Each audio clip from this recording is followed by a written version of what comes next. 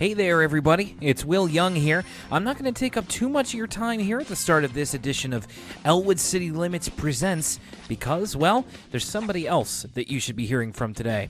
Recently, I got the chance to sit down with someone who has worked on not just Arthur, but also on many other projects from the original animation studio for Arthur, Cinar, in Montreal. It's not in business anymore, but this particular person has been around animation and animation design for a very long time. His name is Rich Morris, and he worked on the first 4 seasons of Arthur. He's going to get into telling you a little bit about behind the scenes of what it was like to work at Arthur back in the day, to work in animation, the secret origins of George he talks about a little bit, and what makes Arthur special. Oh, and what it's like winning an Emmy, which he did 3 times. Rich is a great guy, and there's going to be some ways that you can keep up with him at the end of the interview. So sit back and enjoy this talk with Rich Morris.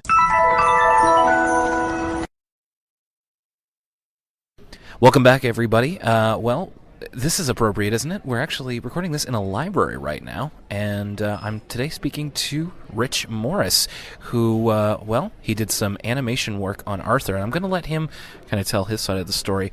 Rich, thank you very much for joining me here today. This is a really rare honor. We're both end up living in the same place, which I did not see coming at all. So for those who aren't aware, can you tell me in brief the work that you did both with Cinar, which was the original animation studio for Arthur, as well as your time on Arthur? Hi, my name is, well, as you heard, is Rich Morris, and I did work on the first 4 seasons of Arthur and on the Christmas special, Arthur's Perfect Christmas. I was born and raised in Montreal and got into animation. I went to Sheridan College, where they, at the time, in the early 1990s, so it was 1989 to 1992, about, they were promising that the animation world had picked up and was glorious, and we were guaranteed work right before we graduated. Even people were getting picked up. But just by the time I finished up in 1992, we got hit by an economic recession. So I ended up going back home to Montreal and being kind of unemployed for a while. But my sister happened to run into some old friends from school who were in the animation industry, and she managed to get me some work at a little studio called Michael Mills Productions in Montreal. And from there, I made connections and was able to get my first big job, not just doing assistant animating and stuff, but I was actually doing character and prop design on Arthur. It just started up, and I got my very first chance to work on it on episode 3, which I think was Arthur's Tooth? Might have been the 3rd episode. It was 3A, anyway, was my first episode. I think the original one was Arthur's Eyes, wasn't it? Yeah, that was episode 1, which I didn't get to work on. It had already been started. So I didn't get to help with developing the characters, but I was there for some interesting changes to the original characters. So my job was to create model sheets of anything that moved. So characters, props, costume changes, things like that. I would have to create a page. They were fairly large because we didn't use computers. It was all done on paper by hand. I would use color erased blue pencils or red. And then after they'd been approved, we would clean them up with ink. Now, a lot of stuff got cleaned up in black pencil, but I was using ink because we had to use that wiggly line. Arthur's got a very distinctive little wiggly line, and that line took ages to learn because if you do it too wiggly, then the thing looks a mess. And if you don't do it wiggly enough, then it looks too solid. So it took ages to practice getting your hand to twitch just that much. And I remember the first few weeks being there, I would go home and my hand was still shaking because we had to learn how to hold our muscles tense to get the wiggly line. But yeah, I remember one interesting story on that. DW's class was they were preschoolers, I believe, and there was a whole bunch of characters designed for the back, and some of them later got names. So there was Emily and the twins and characters, but there was one character who was in her class who was a pig. It was a little piglet character, and I think one of the first notes I remember getting back was what we would do is we would photocopy the drawings we did and send them off to Marc Brown and to producers and things, and then we would get notes back written directly on the photocopies, and we would make the notes on the actual originals. But one of the notes had a big X on the pig, and it said, "Eliminate the pig," and that became a catchphrase for the first season. Anytime a character was not wanted and was to be removed, we would all look at each other and say in our best, Arnold Schwarzenegger voice, "Eliminate the pig." Do you know why? I believe it was because there are negative connotations. I mean, it was a little chubby character, so it was like, okay, the fat kid is a pig, too easy to make fun of a child, and so he was very good about being sensitive about how the characters would be used and what might happen to them. And so he got rid of a pig character, and there was an alligator character who just didn't fit the style of the show. It's in the first few episodes. It's a guy walking around in the background. He's got like a big long alligator face, and we had to get rid of him as well. Gotcha. That kind of starts to get into like BoJack Horseman territory at that point. Yeah. It's like every animal under the sun. Yes, and there was a joke behind that too. I'll tell you that one later. So that was my job, was to create model sheets for the animators and the storyboard artists to copy. I had to draw them size relations and different angles, and then they would go to a paint department and they would paint them up. So I never knew what color they were going to be. And so you also worked at CNR on some other projects around that time as well. I'd love to know more about them. I see you brought the CNR bag in with you, and you got something that says Mona the Vampire. So that was a big one for me. Which other ones can you tell me about? Let's see. I started on Arthur, and then from Arthur I switched to the New Adventures of Little Lulu. Yes. You see that one? Yeah. Mm-hmm. And then I worked on that with Joanne Matt for a while. She was my supervisor. She was excellent. And then back to Arthur for season 2, and then I was on. I did about 2 weeks on Caillou, which was one of the worst experiences of my career. Oh no! One of. That was horrible. And then I worked on Animal Crackers. Yes. This is all like prime. This when Teletoon was just airing. Yes. For me. Yeah. We had a. Yeah. What was that? That's. Was it Teletoon? I think Teletoon. Yeah, we were like one of the first ones on board with that. So they bought up a lot of our contracts and stuff there, I believe. Sure. So yeah. That was all the ones I worked on while I was there. And there were other ones that were also made there that my best friends were on. So I know a lot about things like Ripley's Believe It or Not, and my best friend there worked on Busy World of Richard Scarry for years. When it comes to a show like Arthur, did you have any particular favorites that you enjoyed drawing or designing along the way? Yeah, I liked drawing vehicles. I generally don't like drawing cars and things, but there were a few times where I got to draw some fun ones. Like I had to do a bus that converts into a rocket ship for a nightmare Arthur has when he gets to take the bus. That was fun. And I got to do a shuttlecraft, a NASA shuttle for Buster, I believe, when he's worried about coming back and not fitting in with his friends. Yes. And there was a scene with there's a scene with a shuttle. And there was a scene there were lots. Yeah, there's lots. And my favorite characters, though, there's a few characters I designed who I'm really fond of, but in particular, the Moose Kid. His name's George, right? Yes. Yeah. There's a long story with George. He was one of the original background characters in Arthur's class, I think. And he never had a name. We just referred to him as the Moose Kid. Make sure the Moose Kid's in this particular spot or whatever.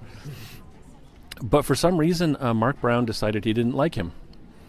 And so he would ask us to play down his appearances. I don't know, maybe because of the antlers or something. I never did find out why, but we kind of opposed that because we liked him. So we kind of conspired. It was an unwritten, unspoken conspiracy between the artists, the designers, the storyboard artists, and the scriptwriters to give him more and more prominent scenes slowly over the seasons. So first off, he was just one of the kids in the class, and then later he would be walking with some friends in the background. So he made sure he was there, and eventually there was a scene where Binky threatens him, and he got his first noise. So someone actually had to make a noise for him, and then later on he got a speaking part, and he got to speak, and then eventually he developed into this character. He got a name. I designed a maple leaf. He had a backpack on with a maple leaf on it, so I decided early on he was Canadian. and then he got his name George, and he got a whole episode to himself. And we thought, hey, we won. We took this character who was going to be eliminated like the pig, and he became George, one of the main characters. And of course, and then that ended up being an entire character, like you said, not just a name and like a nationality, but then he became part of an episode about dyslexia. And you mentioned as well Marc Brown's kind of involvement with final approval, and he seems to, even like to this very day, with the whole controversy about Mr. Ratburn and everything, his and the Arthur team's desire seems to always be to be representative of many different realities of kids in real life today. And this is kind of where my ignorance of where kind of animation is in the creative process is. I wonder if you had any kind of interactions with the creative side of Arthur, be it, say, the voices or the writing or anything like that, that made you realize that Arthur was kind of a special show. And I hope I'm not kind of looking too deeply into it. You've got the Arthur vest and everything, so I know it means a lot to a lot of people. And I wonder if there was ever a point when you were working on it where you realized, yeah, this I get it. Like, this means a lot to people because of this. Yeah, that's very interesting, because nobody ever knows how a show that gets really popular, no one at the time ever knows it's going to be. So for a lot of people, it's never more than just a job until they look back at it. Arthur was a little different. I never got to meet Marc Brown face to face. I heard his voice over the phone when he was talking to Greg Bailey, the director, Yes, a couple of times, and I know he visited the studio a few times, quite often, I gather, but I never actually met him face to face. And we didn't always agree with his decisions. Like, there were some things we used to roll our eyes about. He would ask, like, we had a thing where anyway, that's another story. I easily get distracted by those. Anyway, he had a very particular vision, and it was interesting, and it was popular, and it wasn't. I think it was. There was a point where I thought, okay, so when they were making these shows, they would make them for syndication. So you would need a certain number of episodes to qualify for syndication, and then once they'd done that, they could package them up and send them off, and they'd go. So most of the shows we made at Cinar had to have, like, whatever the number was. It was 30 episodes or 24 episodes or something like that. It was some number like that.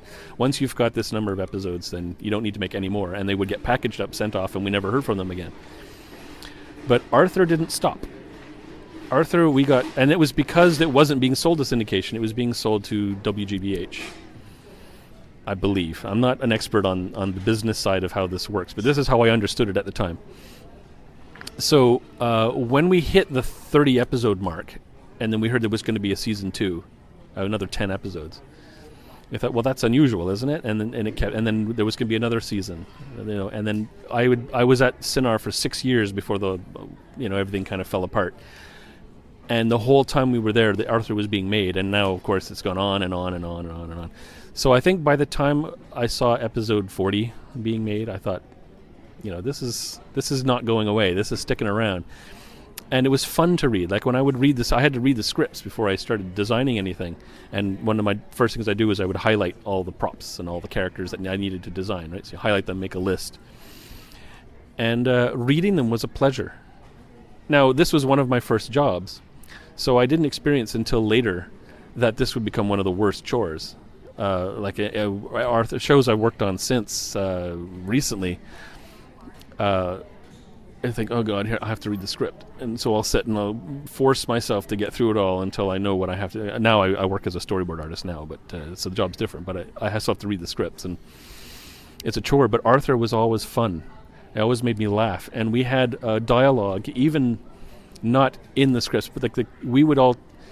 Like the designers and the script writers and the storyboard artists and Greg Bailey and to a lesser extent Marc Brown, we would actually talk to each other through these things with notes and comedy and jokes and things that never even made it to the screen, but we were having so much fun working on it. So yeah, Arthur was always something special. It's always something I've looked back on and thought, that was kind of a highlight of my career. It was a shame it was so early. I kind of wish I'd done Arthur a little lately. Like I said before, I'm a little bit ignorant to kind of the animation side of, cartoons, animated series, that kind of thing. I'm curious what the workload looks like for somebody in your particular job title when you were on Arthur. Like what type of did you have to do like many exercises with your hands? Would you have to would there be a risk of maybe injury with animation? Like what did a typical day look like for you working at Arthur? So I used to come in the mornings, and some of us would do drawing exercises because we didn't use computers then. We didn't. The only computer was being used in the color department, I think, and to transfer the colors. So we had a big light table and shelves, and a huge stack of paper and a photocopier, and it was all hand drawn. So we would keep our hands limber by drawing. So, some people would just draw circles. My friend Eric and I used to draw pictures of chickens and things and leave them on each other's desks and stuff like that. And then we'd get a script would come in, and I'd spend, I don't know, half an hour reading the script and making the notes. The only potential for injury, I think, would be like muscle strain in the hands. And we also used to use X-Acto blades, because what we would do is if there was an error that we could fix on a page, instead of drawing the whole thing over again, we would turn on the light, the backlight, so we could trace off the correction, and then we would use the X-Acto blades to cut that little piece out of both and then tape it on from the back, and then you'd use whiteout to sort of fill in the little space, the little line around it, so you couldn't see it when it photocopied.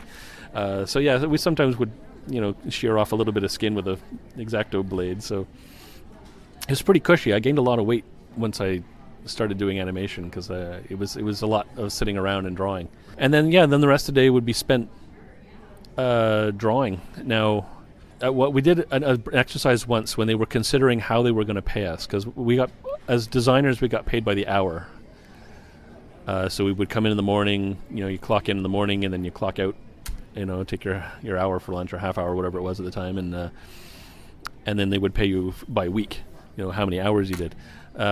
But some departments, like the layout and design, the layout department, which was that's where they would set up the scenes. Like each individual scene would be set up with drawings for the animators.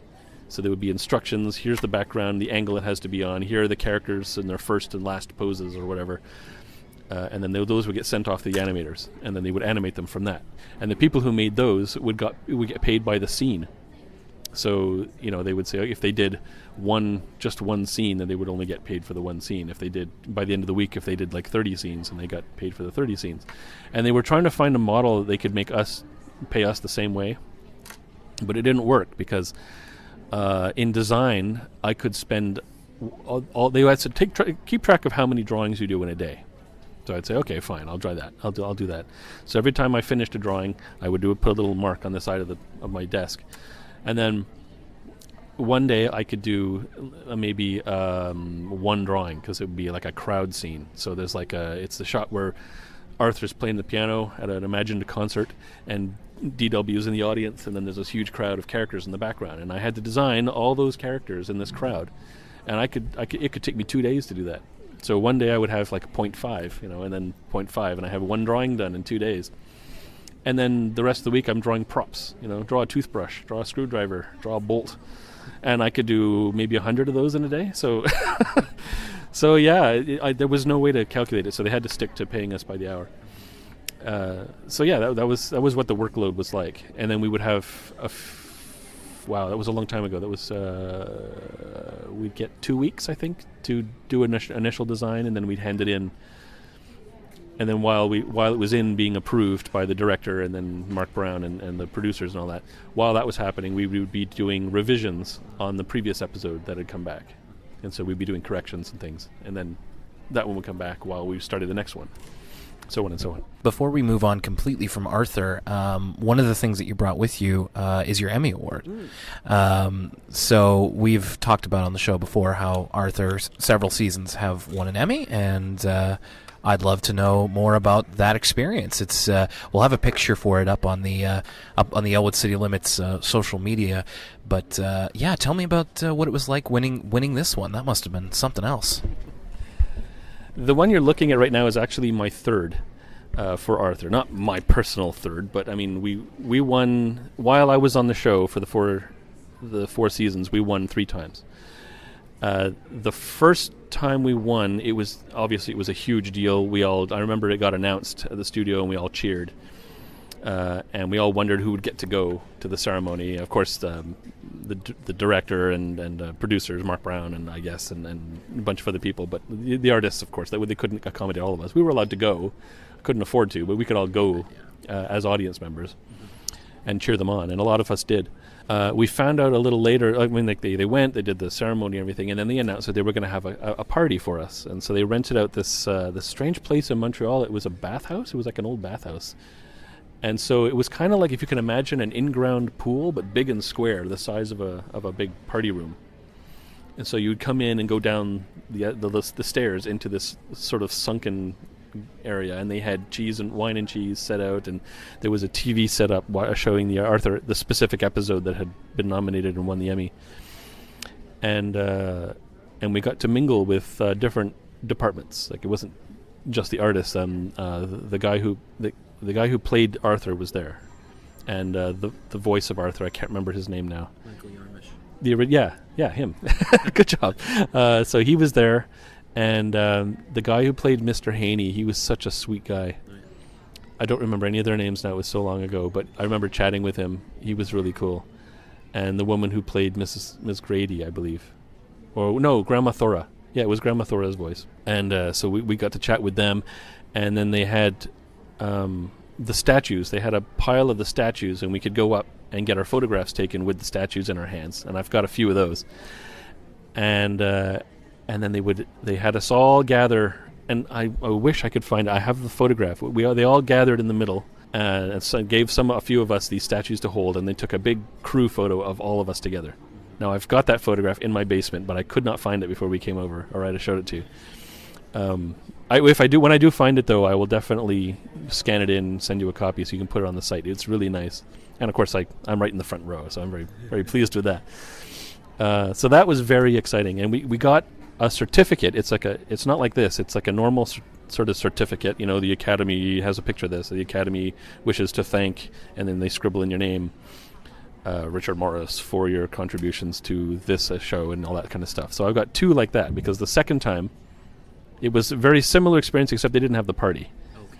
So the second time, they went, they got the award, they told us, we cheered, and then they presented us at the studio with our second certificate for all the artists. So I got that one framed to match the first one, and those are up on my wall. The third time, we were used to it, so we kind of, by the way, we won again, yay! And instead of Breaking Bad would win every year, yeah, it's going to get tired. I mean, we were still excited about it, but we were busy, and it was no longer a novelty. But they got one of the artists to design this one for us, because they weren't going to get the regular. They couldn't get the certificates, or they didn't get the certificates for us. So instead, they made personalized ones.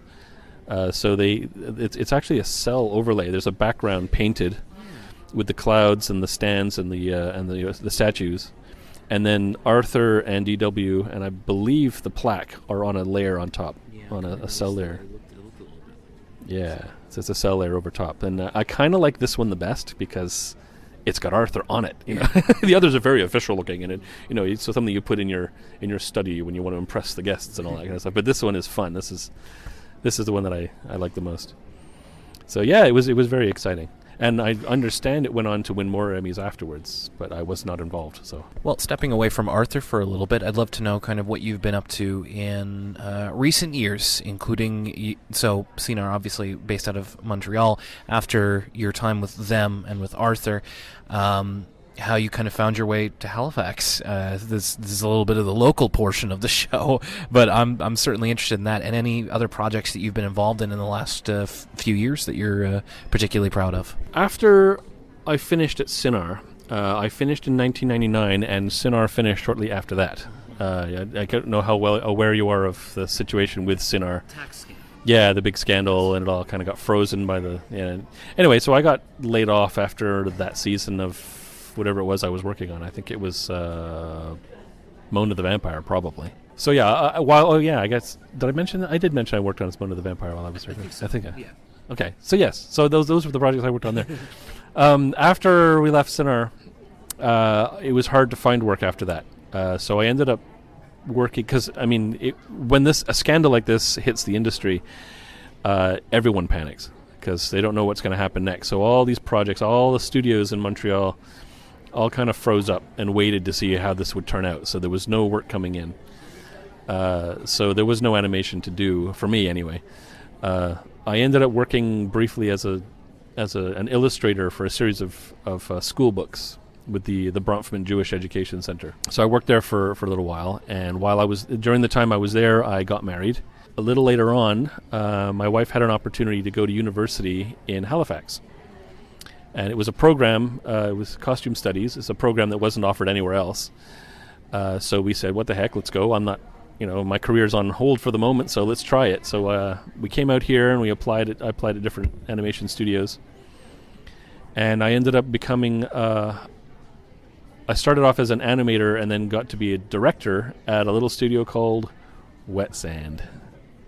Now, have you heard of this travesty? No. Okay, so it turns out, I mean, it was a great deal at the time. I was working on I started off working on a little short, not a short, but a music video for Dav Pilkey's site. The guy who does Captain Underpants and all those, yeah. So it was the Captain Underpants song. And it's still on YouTube. If you look for I Love Captain Underpants or whatever, the Captain Underpants song, it's still up on YouTube. And I animated a lot of that with a guy named Dave McCullough, who actually is still working in town as well. So he and I worked on that together. And it was during that time the director of the studio asked if, he saw my experience and he saw the work that I did, and he said, do you want to be a director? And I said, hell yeah.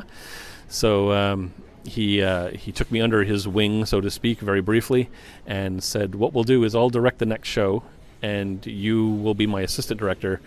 And then once you're comfortable with the job, then I will step back and do mostly production work, and you can take over as director of the studio. So I was all, yay, my career is advancing, this is great. Well, he ditched me pretty quickly. By that I mean he stopped being my mentor and said, well, it looks like you can handle this, and he sort of stepped away, and I didn't know what I was doing. And we were trying to negotiate a show called The Jammies, which is it was these two rap artists from California, Dalla and Novelist, and they would come up from California from time to time and talk about their show, and we were trying to develop it, and it had all kinds of strange production problems. And of course the director sort of washed his hands of the whole thing and stepped back and let me flail about on my own, inexperienced as I was, and I tried my best to get this thing done, and it wasn't working. Turns out that it was all a scam, really, because all the money that he was getting for these shows, he was sort of siphoning into his own accounts, and so I was having to tell the artists that they weren't going to get paid. I was getting paid just pittance, and that was only so that he could keep me in. People were getting mad. People were leaving the studio, and he was buying himself, a fancy van, and he got himself a nice big TV for his fancy van, and he would try to pay us with lobsters he picked up. And anyway, it all kind of fell apart. So I got to see Cinar fall apart, and then I saw Wet Sand fall apart. But just before the ship sank, I ran into a guy named Peter Huggan. So Peter, I had known as a storyboard artist on Arthur. And he happened to be in Halifax. I was on my way to work because I was living in Halifax and going to work in Dartmouth, and he was living in Dartmouth and going to work in Halifax, and so we would pass each other at the ferry stations. Anyway, so he saw that I was working at Wet Sand, and he was very in tune with everything that was going on, and he said, "Are you okay? Do you need help?" And after a while, I finally kind of said, "Yeah, I kind of need help." So he said, "Well, we need board artists, and you can do that. So come join me at Halifax Film." So I went with him for an interview, and I ended up getting a job at Halifax Film, and I ditched Wet Sand. I had already stepped down, or rather been kind of demoted from director. I was like animation director and then just an animator. So I had no qualms whatsoever saying, well, I've had enough of you lot, and I walked out and I went and worked at Halifax Film just before Wet Sand got upended and arrested, and the RCMP raided and took all the computers away. And that is now Humana Humana was built. This local studio Humana Humana was built on the remains of the contracts and the stuff from Wet Sand. So I went to work for Halifax Film on Bow on the Go, and I'd been there. I have since been at that studio under different names for about 12 years. So I worked on Bow on the Go. I worked on Monster Math Squad. I worked on Pirates, Adventures in Art. All these little preschool shows many probably have never heard of. No. Aged out a little bit. Yeah. And there were like CBC funded things, or little projects, you know. And then it got later on when it became DHX. It got bigger, and we started getting larger projects. So I then worked on the new Inspector Gadget. So I worked on that, and Little People, and Wish and Poof, which is a story about a little girl who has fairy magic and she grants wishes, and Color Forums. So and then just recently, over the 12 years, if a contract finishes, you're off for a couple of weeks, a couple of months, or whatever. And so in this latest downtime, I ended up getting in with Copernicus Studios, which is down on Morris Street, Morris and Barrington. And so I've been working there for the last year on the new Care Bears. So that's what my career has been since. And on the side, to rest my sanity from preschool madness, I've been working on my own webcomics. And I have some other interests, like History of Rome. So I've got a comic set in ancient Rome that I'm trying to make as historically feasible as possible. And so I got quite a lot of art projects on the go. As we end off here, I would just like to give you the opportunity, first of all, to say thank you for joining me here today. If you have any links that you would like to direct people to, including your webcomic, and especially how I found you on your Tumblr, and any other messages that you might have for some of the fans, young and old, of Arthur. Messages for Arthur fans. Thanks for watching it. Thanks for enjoying it.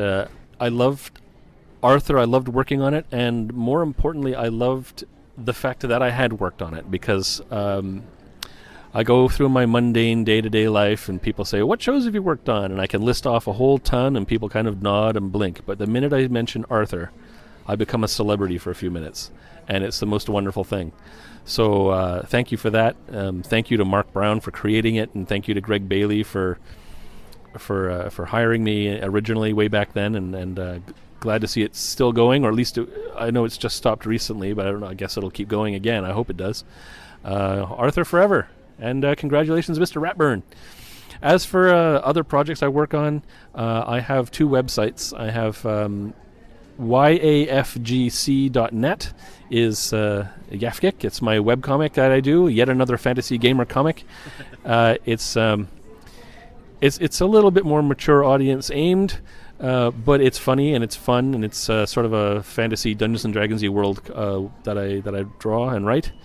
And there's also the comics blog, Rich's Comics blog, at comics.shipsinker.com, and that's where I put up other comics that I've done, that I've worked with other people on, or that I've done myself. A lot of fan comics and stuff, lots of Doctor Who stuff, and that's where my Roman comic, House of Paulus, is going up to. And also one about sort of a Young Avengers Stargate crossover called The Genosha Sequence, written by AIRDATE. So go to them and enjoy them, and I hope I get a chance to talk to you again. This has been a lot of fun. I think we can definitely find some way to fit you in. That's Rich Morris, everybody. Thanks a lot for joining us here on Elwood City Limits, and we'll see you next time.